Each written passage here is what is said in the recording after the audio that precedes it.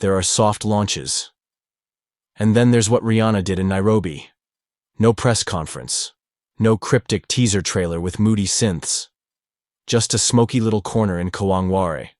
A suspiciously fine smell wafting through the air. And a single Instagram story that sent Kenya into a collective meltdown. Y'all ever had Nyama Choma though? Within 30 minutes, Nairobi had lost its entire mind.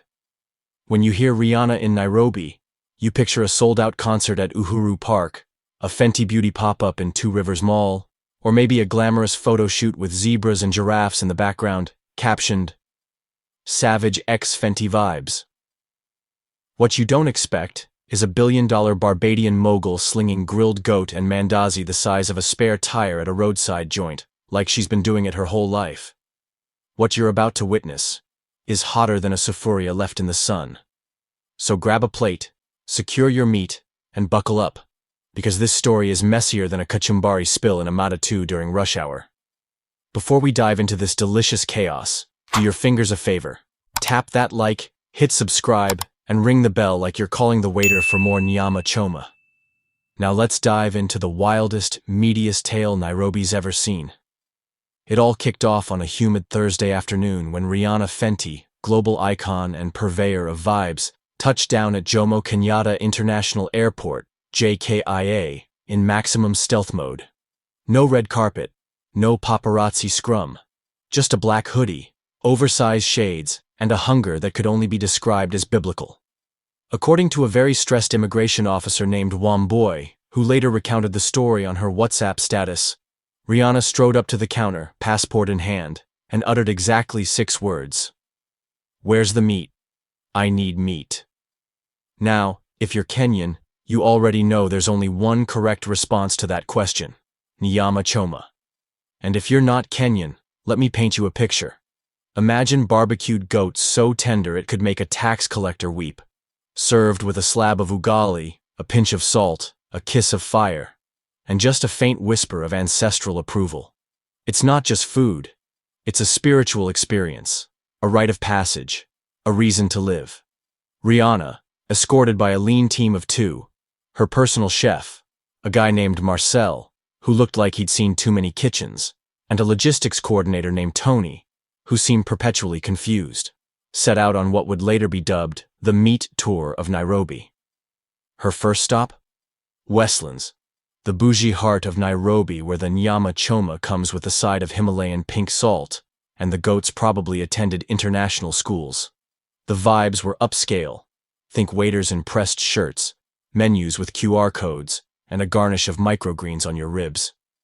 Rihanna took one bite of a perfectly grilled rib, nodded approvingly, but then leaned back and muttered, "Tastes like it's been approved by the UN." The search continued. Next up was Kenyatta Market, a labyrinth of smoky stalls where the air is thick with the perfume of charred meat, and the chatter of vendors shouting, "Karibu! Karibu!" Here, the Nyama Choma was raw, real, and unapologetic. Rihanna stood in the middle of a stall, staring into a cloud of smoke, as a grizzled chef named Moas flipped ribs with the precision of a surgeon. She took a bite, closed her eyes, and whispered, This is what heaven smells like." The crowd around her gasped.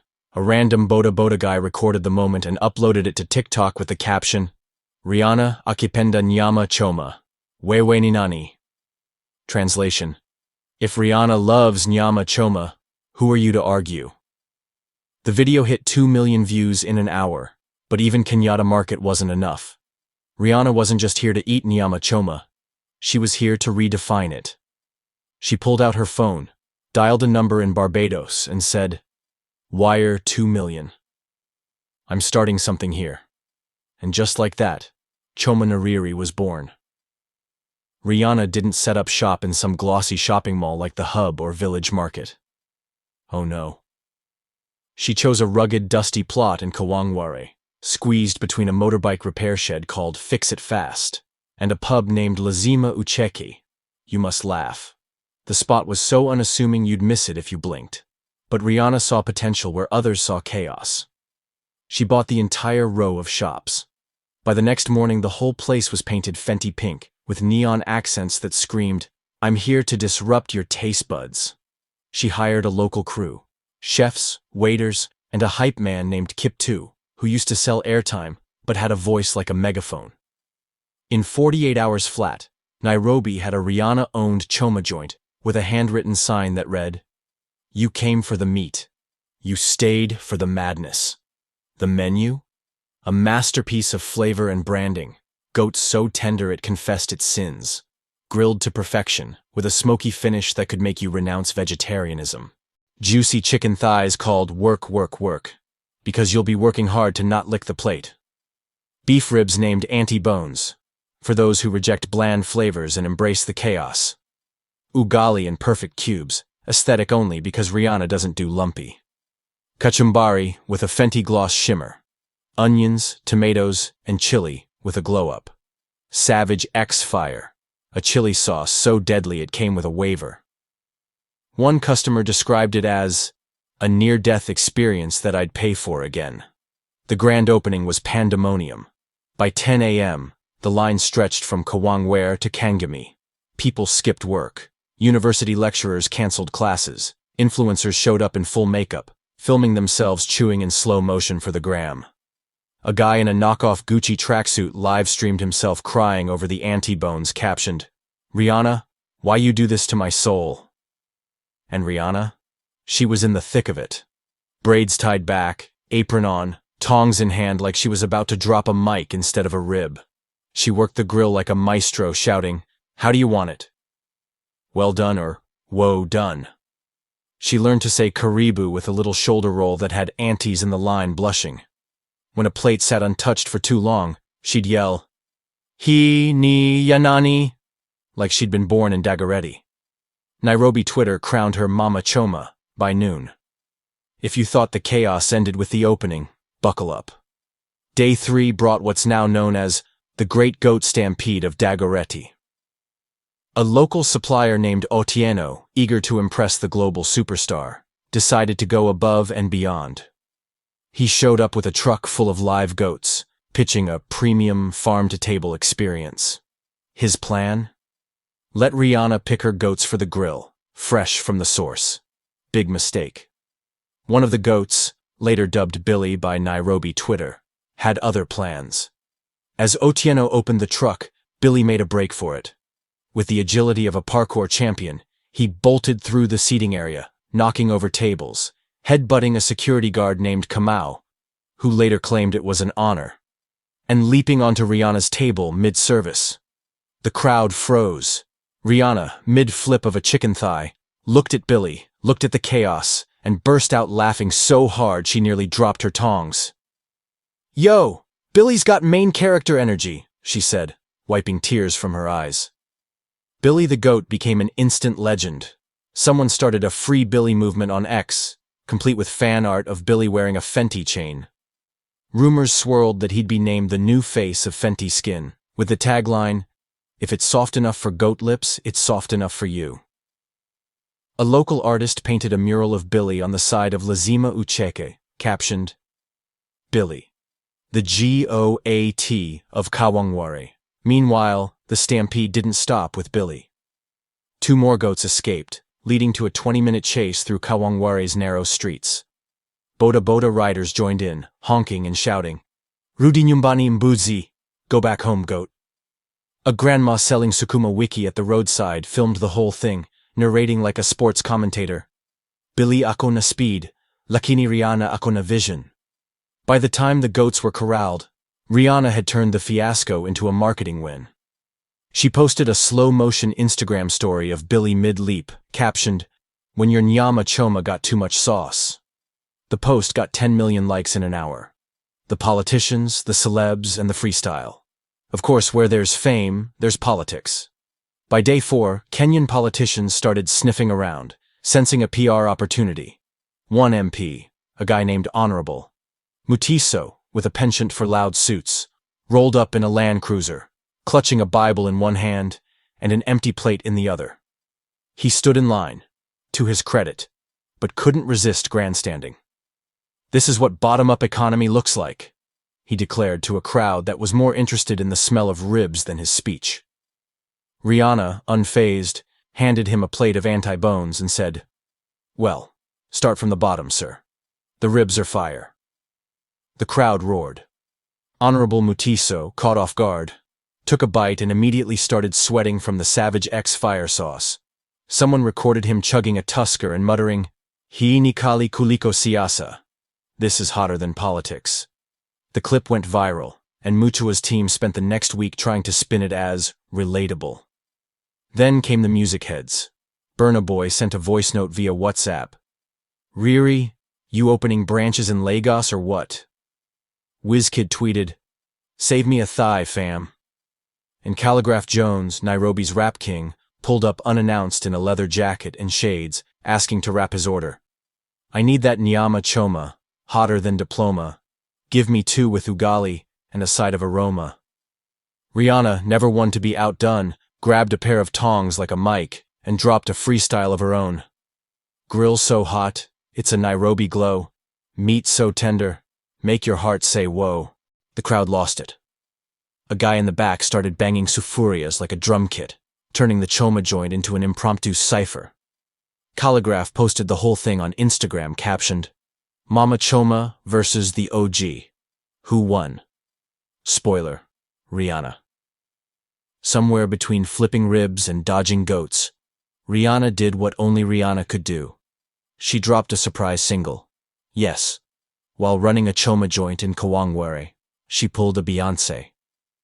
The track, called Skewered Love, was a smoky, sultry banger with Afro R&B vibes and lyrics that were equal parts seductive and meat-obsessed. The music video? Pure Nairobi chaos. Close-ups of sizzling goat, boda riders doing wheelies, and Rihanna tossing kachumbari like confetti. The hook? "You had me at Choma, now I'm yours for real, dripping in flavor, this meat's ideal." Kenya lost its collective mind. TikTok was flooded with hashtag skewered love challenges, where people grilled meat in slow motion while lip-syncing. Instagram reels melted under the weight of kachumbari tutorials. Spotify reported that Skewered Love was the most streamed track in East Africa within 24 hours. Music critics called it the most delicious track of the decade. One particularly extra reviewer wrote, "Rihanna has taken the primal act of grilling meat and turned it into a cultural movement. This is high art." Of course, haters emerged. A group of food purists on X started a thread complaining that Rihanna's ugali was too symmetrical and lacked the struggle aesthetic of true Kenyan ugali. One user, at UgaliPolice254, tweeted, "This is ugali for Instagram, not intestines." Another claimed the Savage X fire sauce was capitalist chili and lacked the authenticity of roadside Gallipoli. Rihanna clapped back with a single tweet, "My ugali's perfect. Your vibes? Lumpy." The internet exploded. Lumpy vibes trended for 3 days. By the end of the first week, Choma Nariri wasn't just a restaurant, it was a cultural phenomenon. Rihanna leaned into it, turning the joint into a community hub. She announced a great Kawangware Choma cook-off, where local chefs, aunties, and even boda guys could compete for a year of free Choma and a feature in Fenty's next campaign. The cook-off was pure cinema. A grandma named Mama Njeri brought a goat rib so tender it made the judges cry. A university student named Brian attempted a deconstructed kachumbari that was basically just onions in a fancy bowl. And a boda rider named Juma grilled a chicken thigh while doing a wheelie, earning him the nickname Boda BBQ. Rihanna, serving as head judge, awarded the win to Mama Njeri, saying, "You didn't just cook, you spoke to my soul." Mama Njeri's victory speech was simple. "Tell your friends to come eat. I'm tired of cooking for free." To cap it off, Rihanna handed out "I survived the heat" towels to anyone who could finish a plate drizzled with Savage X fire sauce without passing out. Only 12 people qualified. One of them, a guy named Trump, got the towel tattooed on his arm. The chaos didn't stop there. A boda guy named Dennis got Rihanna's face tattooed on his chest with the words, "Nyama Choma, first of her flame." He claimed it was for the culture. His girlfriend, unsurprisingly, was not impressed. On the final night, Rihanna hosted an open mic that turned Choma Nariri into a full-blown festival. Grandmas rapped about the price of Sukuma Wiki. Kids did TikTok dances in the parking lot. A guy named Victor proposed to his girlfriend using a goat rib instead of a ring, saying, "This rib is forever, just like us." She said yes, because who says no to a man with a rib and a dream? And then, as suddenly as she appeared, Rihanna was gone. No announcement. No farewell speech. Just a fresh sign on the door of Choma Nariri. Closed until further cravings. Stay hungry. Stay lit. The crew kept the joint running, with Mom and Jerry promoted to head chef and Kiptu as the official hype man. But Rihanna? She vanished back to Barbados, leaving behind a city forever changed. When a global icon touches down in your city and opens a Nyama Choma joint, you don't ask questions. You bring a plate. Rihanna didn't come to Nairobi for clout or PR.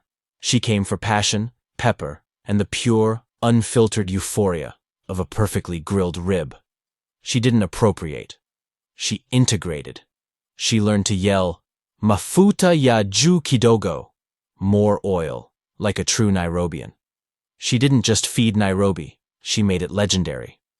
Only on CurioVerse do you get stories like this, where goats become influencers, politicians beg for ribs, and a global superstar trades a mic for tongs. If this tale of meat and madness made you laugh, made you hungry, or made you feel a spiritual connection to Billy the Goat, hit that like. Smash subscribe. Share this story with your crew, your mama who grills the best, that uncle who thinks he's the Gordon Ramsay of goat, and your squad that needs reminding. Africa's flavor is not for the weak. Until next time, stay vibed up, stay hungry, and remember, if Rihanna opens a Choma joint in your hood, you better queue early, because the grill waits for no one.